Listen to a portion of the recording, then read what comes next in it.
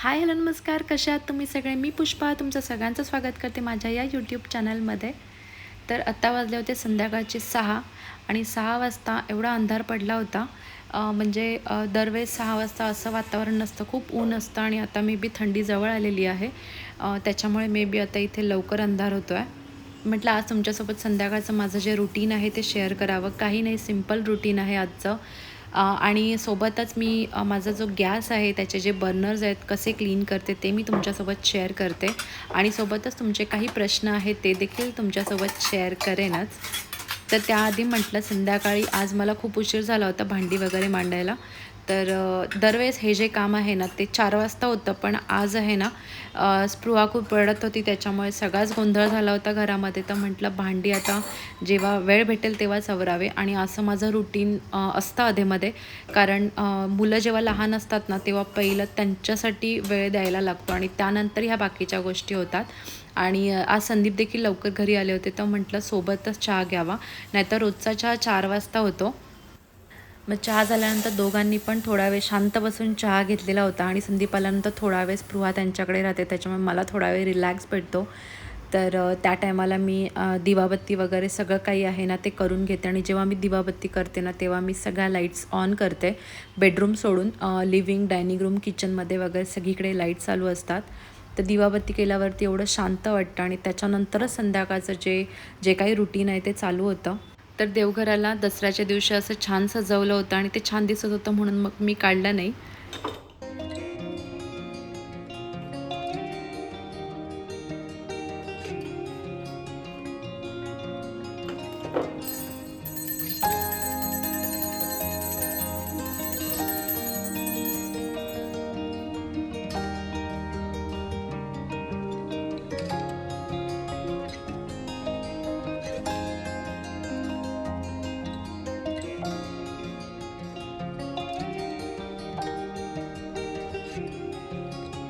तर संध्याकाळचं जे जेवण आहे ना ते माझ्याकडे लवकर होतं 7:30 ते 8च्या मध्ये.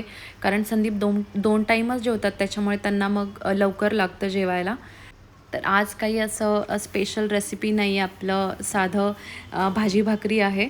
तर वांगे आणले होते, भरताचे वांगे, तर म्हटलं आज बनवावे. आणि भरताचे वांगे मला, आरुषला आणि संदीपला आम्हा तिघांना आवडतात आणि सिंपल आहे, दुसरं काही वेगळं करत नाही. तर इथे मी 2 वांगे घेतलेले आहेत आणि 2 वांगे आमच्या तिघांसाठी सफिशियंट आहेत. तर त्याला मी थोडंसं तेल लावून भाजते आणि डायरेक्टली गॅसवरतीच भाजते. आणि नवीन काहीतरी बघितलं होतं की वांग्यांच्या आतमध्ये कट करून लसूण देखील भाजला जातो. तर ते देखील मी कधीतरी ट्राय करते.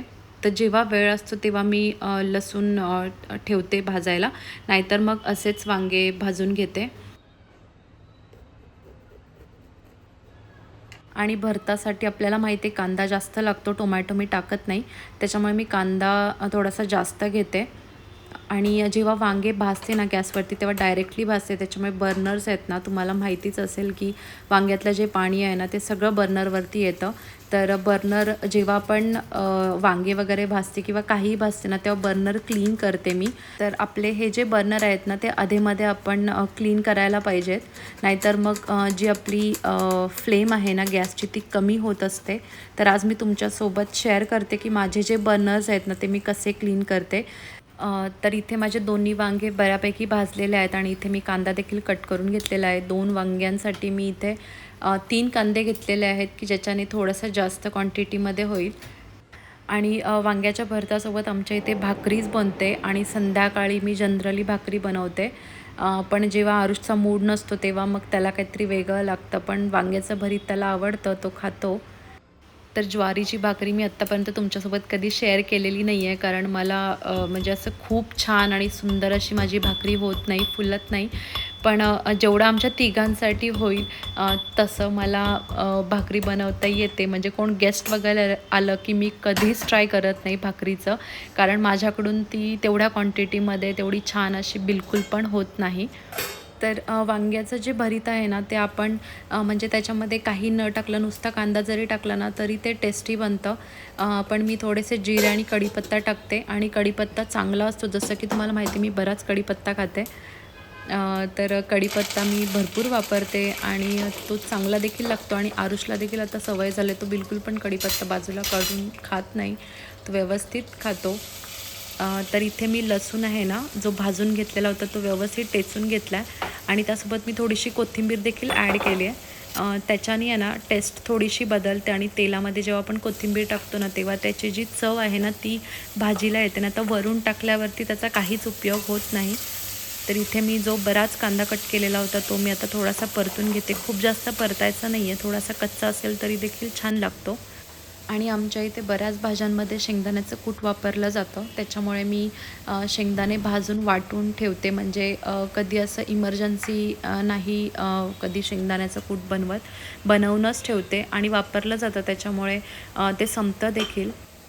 आणि जेवण बनवता बनवता जेवढी कामं होतील ना तेवढे करायचा प्रयत्न करते. तर आता इथे बघा माझा मसालाचा डबा आहे ना तो रिकामा झाला होता, तर म्हटलं सगळे मसाले देखील भरून घ्यावे, कारण ह्या कामासाठी आहे ना आपल्याला असं वेगळा वेळ काढायची गरज नाही पडत. एकतर तुम्ही सकाळी जेवण बनवताना किंवा संध्याकाळी जेवण बनवताना तुम्ही हे काम करू शकता, पण सकाळी आपल्याला खूप कामं असतात, म्हणजे डबे असतात किंवा काही असतं. संध्याकाळी जेव्हा आपल्याला रिलॅक्स आणि आपल्या संध्याकाळी खूप जास्त आपण जेवण बनवत नाही, तेव्हा आपण हे काम करू शकतो. तर मी माझा मसाल्याचा डबा पूर्ण भरून घेतलेला आहे. आणि मसाला म्हटलं ना तर मी फक्त एकच मसाला वापरते, मटण मसाला, कुठल्या पण भाजीला, आणि तो मी माझ्या मसाल्याच्या डब्यामध्येच ठेवते. फक्त एकच मसाला वापरला जातो आमच्याकडे. आणि गरम मसाला आहे ना खूप जास्त असा घशाला चरचर करतो, त्याच्यामुळे मी बिलकुल पण गरम मसाला वापरत नाही. तर आता इथे माझी भाजी बनवून झालेली आहे. आता मला भाकऱ्या बनवायच्यात आणि जास्त नाही, 3 ते 4 भाकऱ्या होतात. आणि 4 जरी भाकऱ्या झाल्या ना तरी सकाळी देखील आम्हाला भाकरी खायला आवडते, त्याच्यामुळे मग एक्स्ट्रा जरी झाली तरी ती वेस्ट जात नाही. तर हैदराबादमधले जे लोक आहेत ना ते आपल्यासारखी ज्वारीची भाकरी खात नाहीत. त्याच्यामुळे जेव्हा पण पीठ हवं असेल ना तेव्हा मी पुण्यातून घेऊन येते. कारण इथलं जे पीठ असतं ना, म्हणजे इथे 1 किलो 2 किलो असे पॅकेट्स भेटतात, पण ते खूप जाड पीठ असतं, त्याच्या पण भाकरी नाही बनवू शकत. तर पीठ मात्र मग फक्त पुण्यातूनच येतं. सासूबाई बनवून देतात, कोणाकडे तरी पाठवतात, कोणतरी ये जा करतच असतं, त्याच्यामुळे पीठ मला येतं. आणि जर इमर्जन्सी कधी पीठ नाहीच भेटलं ना तर इथे खूप लांबून एक पीठ देतात, त्यांच्याकडून मग मी भाकरीचं पीठ मागवते. तर हे असं मला बरंच काय काय करायला लागतं, पण भाकरी आमच्या इथे संध्याकाळी खाल्लीच जाते. तर आज तुमच्यासोबत व्हिडिओ शेअर करायची होती, त्याच्यामुळे माझी जी पितळेची परात आहे ना ती मी त्याच्या आधीच पितांबरीने घासून घेतले, नाही तर ती एवढी कधी चमकत नाही. मी 15-20 दिवसातून एकदा ही जी भांडी आहेत ना ती पितांबरीने घासून घेते, नाहीतर डेली जमत नाही बिलकुल. आणि ही डेली वापरातली आहे. तर परात मी फक्त भाकरीसाठी वापरते. चपातीच्या पिठासाठी मी परात वापरत नाही, कारण कधीतरी त्याच्यामध्ये आपण मीठ, म्हणजे आपल्या पिठामध्ये मीठ असतंच, त्याच्यामुळे मला भीती वाटते की पितळेची परात वापरायला, त्याच्यामुळे मी ही फक्त भाकरीसाठीच ठेवलेली आहे. तर मला एक कमेंट आली होती की माझा जो खलबत्ता आहे त्याला कलई केलेली आहे का. तर माझ्याकडे बरेच भांडी आहेत, पण घासायला पुसायला होत नाही, त्याच्यामुळे मी भरपूर भांडी माझ्या लॉफ्टमध्ये टाकून ठेवलेली आहेत.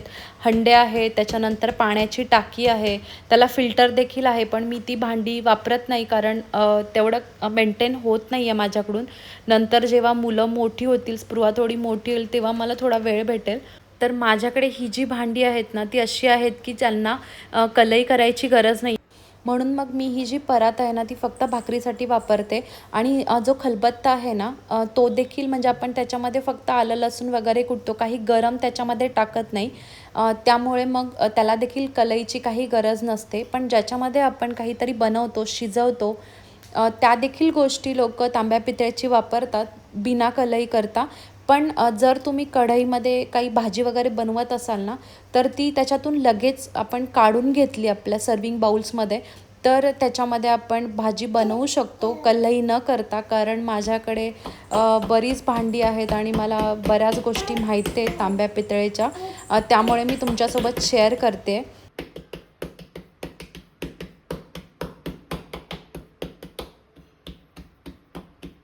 तर इथे माझ्या भाकरी देखील बनवून झालेल्या आहेत आणि मी जनरली भाकरी आहे ना डायरेक्टली गॅसवरती भाजते, कारण ती थोडीशी अशी क्रिस्पी होते आणि थोडीशी फुगते माझी भाकरी जर मी गॅसवरती डायरेक्टली भाजली तर. आणि तव्यावरती जर ठेवली ना तर ती करपली जाते आणि फुगत पण नाही. त्याच्यामुळे मग मी जितकं इझी होईल तितकं मग मी भाकरी भाजायचा प्रयत्न करते. तर भाकरी झाल्यानंतर लगेचच आम्ही जेवण करून घेतलं, कारण गरम गरमच चांगल्या लागतात आणि नंतर माझी जी भाकरी आहे ना ती थोडी कडक होते, त्याच्यामुळे मग आम्ही गरम गरमच पटकन खाऊन घेतो. आणि त्यानंतर लगेचच मी झाडू देखील मारून घेतलं, कारण स्पृहाने पूर्ण घरामध्ये आहे ना भाकरीचे तुकडे करून ठेवले होते. त्याच्यामुळे मग मी लगेच पूर्ण घर झाडून मारलं आणि शूट करता नाही आलं मला, कारण ती माझ्या मागे पुढे फिरत होती त्याच्यामुळे.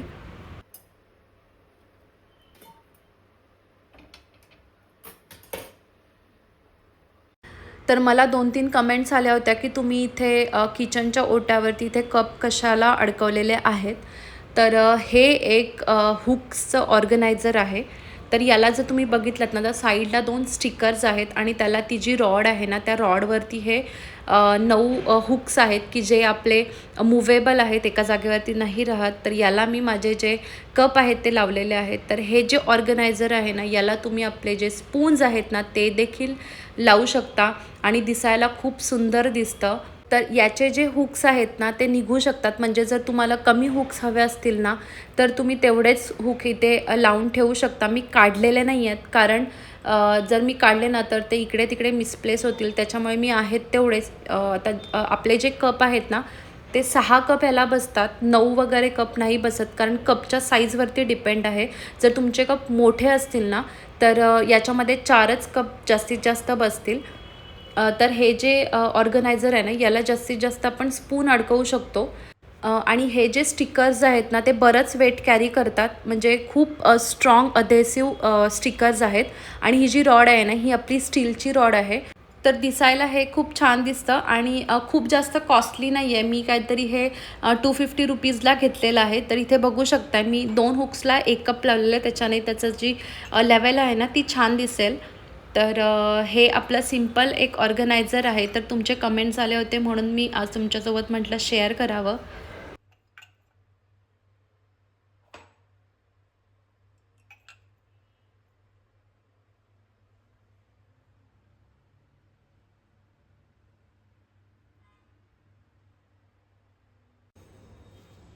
त्यानंतर इथे पण मी एक सिंक ऑर्गनायझर जो आहे ना तो वापरते, कारण इथे माझा जो सिंक आहे ना त्याच्या साईडला जास्त जागा नाही आणि कॉर्नर्स देखील नाही आहेत. त्याच्यामुळे मी याच्यामध्ये वरती सोप डिस्पेन्सर ठेवते, म्हणजे आपलं जे विम लिक्विड आहे त्याच्यासाठी, आणि खाली स्क्रब पॅड ठेवते. तर आपलं छोटंच आहे पण बरं पडतं. तर इथे आता मी सकाळी लागणारी सगळी जी भांडी आहेत ना ती घासून घेते आणि बाकीची सगळी भांडी जी आहेत ना ती मी किचनमध्ये बिलकुल ठेवत नाही. ड्राय बाल्कनीमध्ये जागा असते त्याच्यामुळे तिथेच ठेवते आणि सगळे धुवून ठेवते.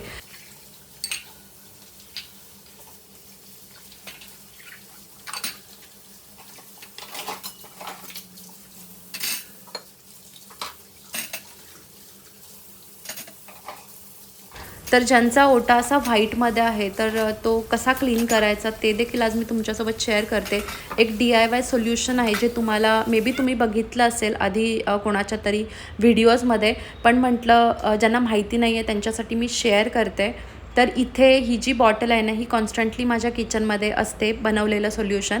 तर या सोल्युशनमध्ये मी आपलं जे विम लिक्विड आहे ते आणि आपलं जे व्हिनेगर आहे ते यूज करते. तर व्हिनेगरमुळे काय होतं, आपल्या जे किचनमधला जो स्मेल आहे ना तो पूर्ण निघून जातो आणि आपले जे हळदीचे डाग आहेत ना ते देखील आपले खूप लवकर निघत नाहीत, एका क्लिनिंगमध्ये तर बिलकुल नाही निघत. तर जर तुमच्या ओट्यावरती हळदीचे डाग असतील ना तर ते 2-3 वॉशमध्ये साफ होतात. एकाच वॉशमध्ये बिलकुल पण साफ होत नाहीत, कारण हे मी ऑब्झर्व केलेलं आहे. तर हे जे DIY सोल्युशन आहे ना ते तुम्ही जर आपल्या झाडांना कीड लागली असेल ना तर तेव्हा देखील त्याच्यावरती देखील वापरू शकता, त्याच्याने देखील कीड मरून जाते. तर आता मी हे जे माझे बर्नर्स आहेत ना ते बघा तुम्ही इतके काळे झालेले आहेत. तर आता ते कसे छान क्लीन होतील ते मी तुमच्यासोबत शेअर करते. त्याआधी मी माझा जो गॅस आहे ना तो क्लीन करून घेते. तर गॅससाठी देखील तुम्ही सेम सोल्युशन वापरू शकता. तर हा जो गॅस आहे ना तो बघा किती छान असा चमकतो आहे. तर इथे बर्नर्स क्लीन करण्यासाठी आपल्याला हवा एक लिंबू, त्यानंतर इनो आणि आपलं जे विनेगर सोल्युशन आहे ते. तर ही जी बॉटल आहे ना ती हँडवॉश लिक्विडची आहे, पण त्याच्यामध्ये विनेगर आहे. तर आपण हे 3च गोष्टी वापरून आपले जे बर्नर्स आहेत ना ते क्लीन करणार आहे. तर इथे तुम्ही पहिले विनेगर टाकून घेतलात तरी चालेल आणि त्यानंतर जर इनो ॲड केला ना तर ते छान असं फेस येतो त्याला. पण असं देखील केलं तरी आपले जे बर्नर्स आहेत ते क्लीन होणार आहेत. आणि लिंबू देखील आपल्याला इथे नसेल तरी चालेल. तुम्हाला फक्त जर विनेगर आणि आपलं जे इनो भेटला ना तरी देखील हे बर्नर्स क्लीन होतात. आणि हे जेव्हा तुम्ही सोल्युशन बनवाल ना तर त्याच्यामध्ये आपण थोडा वेळ हे जे बर्नर्स आहेत ना ते डीप करून ठेवायचे. तर तोपर्यंत मी माझा जो ओटा आहे ना तो क्लीन करून घेते. म्हणजे 5 ते 10 मिनटं जरी आपण याच्यामध्ये बर्नर्स ठेवले ना तर आपल्याला जास्त घासायची गरज पडत नाही.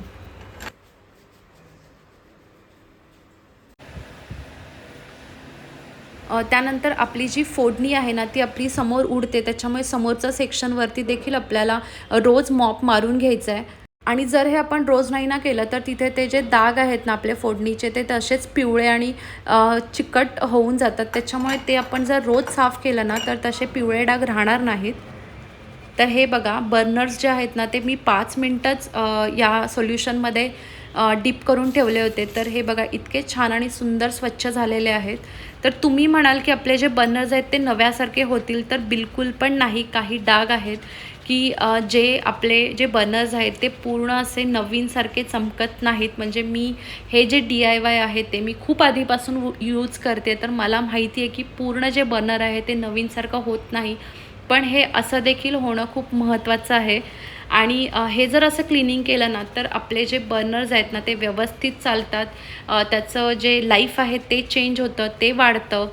आणि आपलं जे गॅसची जी फ्लेम आहे ना ती देखील मेंटेन राहते. त्यामुळे बर्नर्स क्लीन करणं महत्त्वाचं आहे. तर तुम्ही बघू शकता माझे बर्नर्स किती छान आणि सुंदर दिसतात. तर इथे माझं पूर्ण किचन आहे ते क्लीन झालेलं आहे. आणि हे जे DIY सोल्युशन मी बर्नरसाठी यूज केलं होतं ते पूर्ण सिंकमध्ये देखील टाकून सिंक देखील क्लीन करून घेतलेलं आहे. तर इथे एक झलक दाखवते. टेबल पुसून घेतलेला आहे, झाडू मी ऑलरेडी मारून घेतलं होतं. आणि भाजी राहिली होती, दूध आहे आणि इथे एक भाकरी आहे ती ठेवलेली आहे माझ्या ब्रेकफास्ट टेबलवरती. आणि पूर्ण जो ओटा आहे ना तो पूर्ण रिकामा केलेला आहे, कारण सकाळी उठून आपल्याला किचनमध्ये परत काम करायचं असतं. त्याच्यामुळे हा जो पोर्शन आहे ना तिथे मी बिलकुल पण काहीच ठेवत नाही. त्यानंतर सगळ्यात महत्त्वाचं आहे ते म्हणजे आपल्या घरात जर आपल्याला पॉझिटिव्हिटी हवी असेल किंवा आपल्या किचनला कोणाची नजर लागू नये असं वाटत असेल तर तुम्ही हे तुमच्या घरामध्ये नक्की जाळून पहा. तर इथे मी आपलं जे कापूर आहे ते घेतलेलं आहे आणि आपलं जे लवंग आहे ते देखील घेतलेलं आहे. तर जर आपण घरामध्ये लवंग जाळलं कापूरसोबत तर आपल्या घरामध्ये शांतता राहते, पॉझिटिव्हिटी राहते. त्याच्यामुळे तुम्ही हे नक्की करू शकता. तर रोज देखील केलं तरी चालेल, कधीतरी केलं तरी चालेल. मी देखील कधीतरी करते, रोज करत नाही. तर म्हटलं आज तुमच्यासोबत हे शेअर करावं. तर यासाठी आधी मी माझ्याकडे एक मार्बलचा खलबत्ता होता तो वापरत होते, पण तो फुटला. त्याच्यामुळे मग मला आता ऑप्शन नाही आहे. तर आपण काचेची कोणती पण वाटी किंवा काही घेतलं तरी चालेल, कारण हे आपण काचेची ज्या वाट्या आहेत ना त्या आपण व्यवस्थित छान क्लीन करू शकतो आणि परत वापरू देखील शकतो. त्याच्यामुळे मग मी काचेच्या वाटीमध्येच हे जाळते आत्ता. तर कसा वाटला माझा आजचा व्हिडिओ मला नक्की कमेंट सेक्शनमध्ये सांगा. आणि व्हिडिओ आवडली असेल तर लाईक करा आणि तुम्ही चॅनलवरती नवीन असाल तर सबस्क्राईब करा. तर भेटूया अजून एका नवीन व्हिडिओमध्ये. तोपर्यंत तुमची काळजी घ्या. Take care and bye.